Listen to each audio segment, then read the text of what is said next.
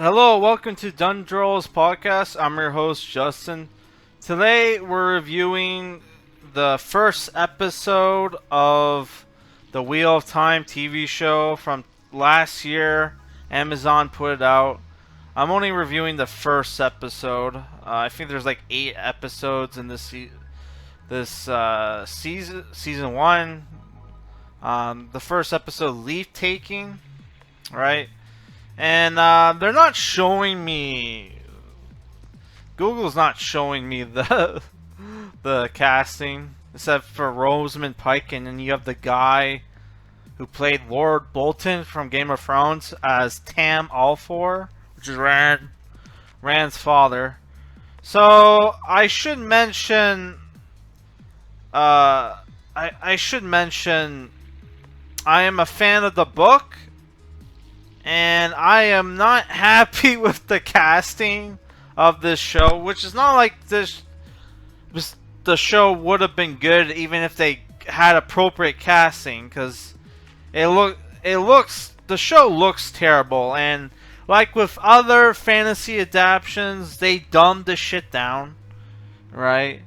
Which I don't know why. You have a TV show where you can flesh things out. I don't know why they feel the need to dumb down the source material and lore, but they do. So like I went to IMDb to get the casting. So you have Rosamund Pike. Apparently she's a producer as Moraine. You have Daniel Heaney as Lan Mandragoran, who looks nothing like he does from the book. Madeline Madden as Egwene. Zoe Robbins as Menev. Marcus Rutherford as Perrin, Josh Straczynski as Rand Alfor, Bernie Harris as Matt Colvin, and that's pretty much everybody, right? So the show starts off, and already they fucked up the first scene of this book. Well, not the first of the show. Sorry. The first scene, they screw things up. You have like kind of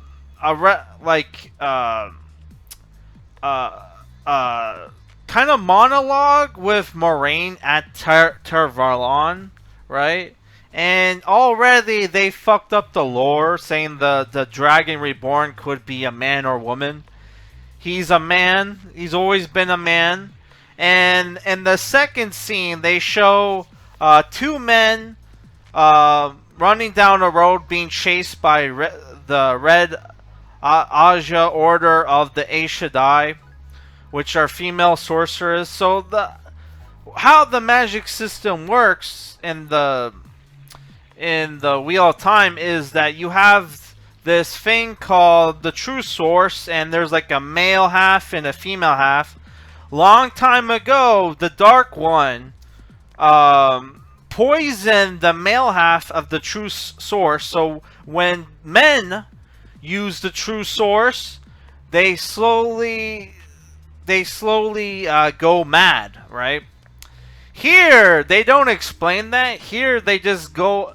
They kill men who uses the one power, right? And because they go mad, and it's like from the female, the main like woman, red Aja, who they all wear red. In the book, they don't really wear their colors, because if people knew what order they were from, they probably wouldn't like trust them, right? Yeah. So she hunts the dude down, and right before she kills him, she says, I hate you men who uses the one power. When you use it, you sully it. It's only women are supposed to use it, and then she kills the guy, right? That's not how it's supposed to be in the book. In the book, it's not the men Aes Sedai that's corrupting the True Source. It's the other way around, because the Dark One poisoned it, so he could have an advantage against the dragon who, if people don't know, the Wheel of Time is constantly, there's cycles where the Dark One comes back and the Dragon Reborn, who's basically a Messiah, all powerful Messiah, gets reborn every generation or so, every few hundred years or so, to fight the Dark One.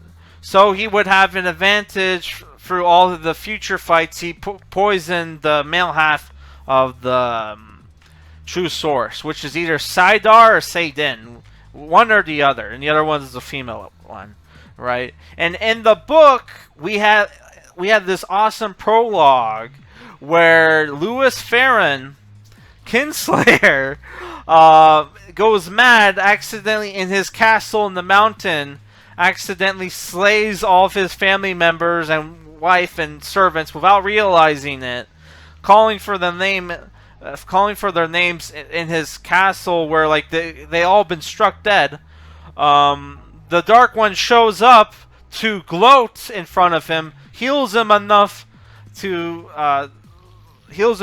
he can be sane right before he kills him, right? But before that, you have like Louis Farron strike one last blow at the Dark One, incinerating the castle and himself with it, making this giant hole in the mountain and creating this like pillar of molten lava, right? Which becomes like a tower 1,000 years later.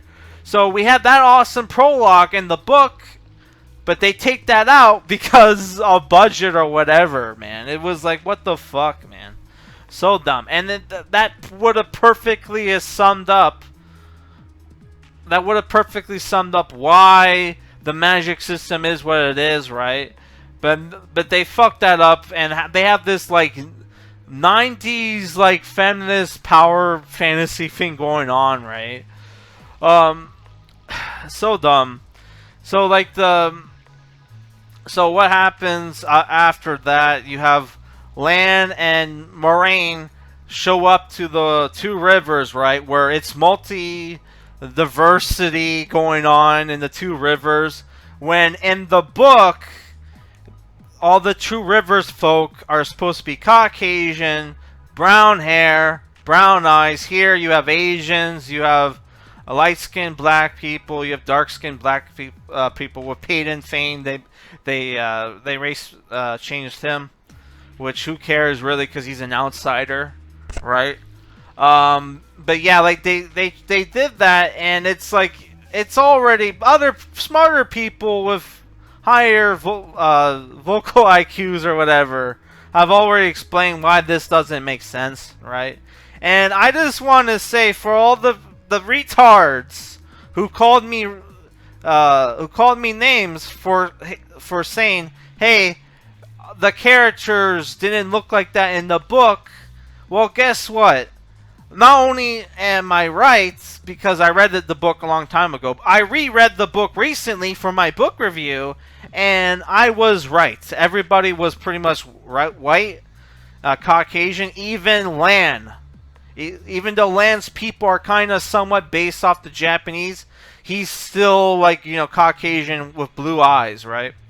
And he didn't have a katana like he has in this show, right? Which ran the heron mark sword was described as a katana, right?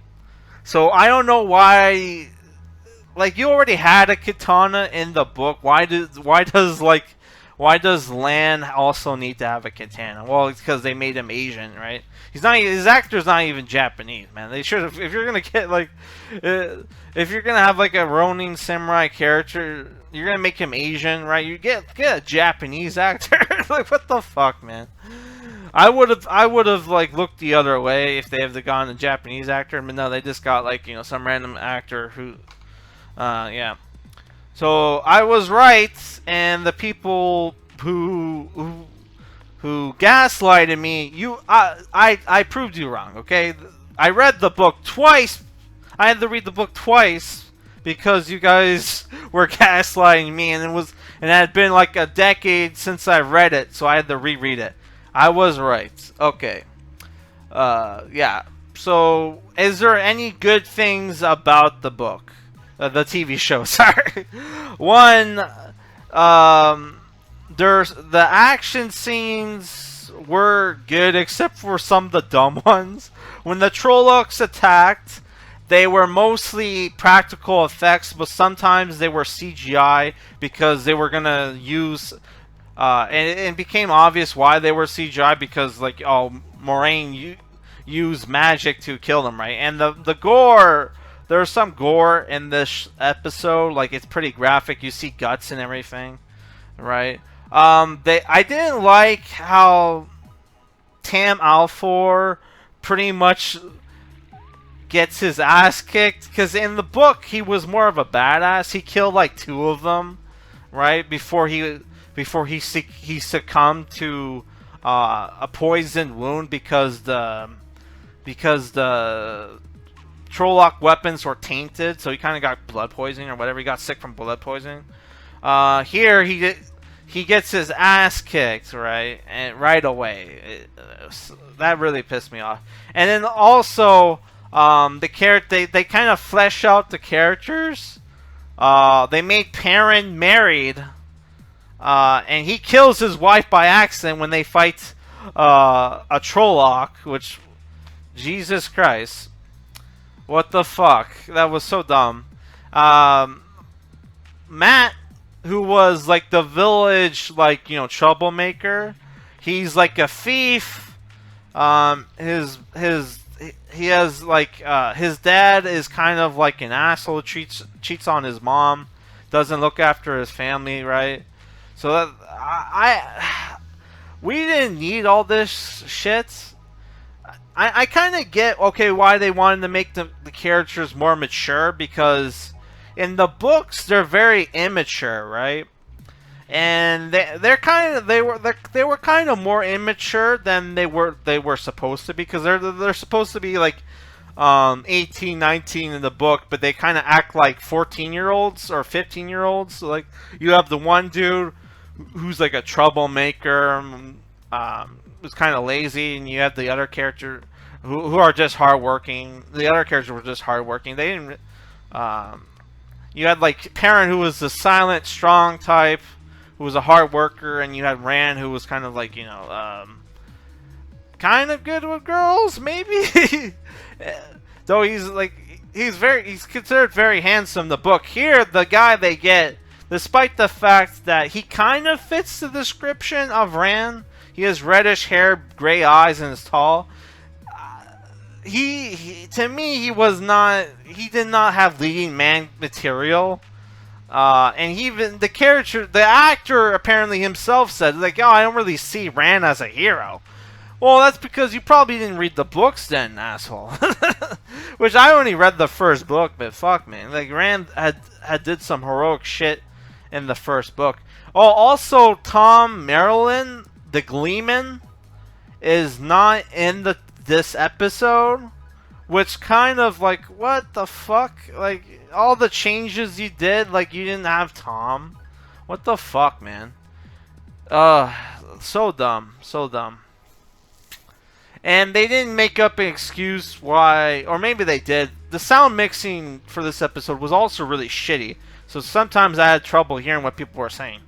Right, so maybe they did explain why Rand and his follower weren't at Beltane, right? But yeah, which they attacked. The Trollocs attacked on Winter Night, the night before Beltane. Here they were celebrating Beltane. It's whatever. Yeah. Also, there was a dumb scene where a bunch of women with pitchforks attack a lone Trolloc and like killed him, which was, oh my god. More female power bullshit. This shit. It's like the script was written back in the fucking 90s, 2000s, man. Oh my god. The only good thing about this show, some of the action scenes were actually decent, and the Trollocs were pretty accurate to how they were in the books, right? And also there was a fade, right? But like, you know, it shouldn't be too hard to make fades look like what they look like in the book, right? So yeah. Other than that, I did not like this at all. 3 out of 10. It was very boring. It only kind of got good at the end of the episode, but not really. Yeah. So that's it for this review, guys. Sorry it took me so long. It's just that this was this show was so cringe.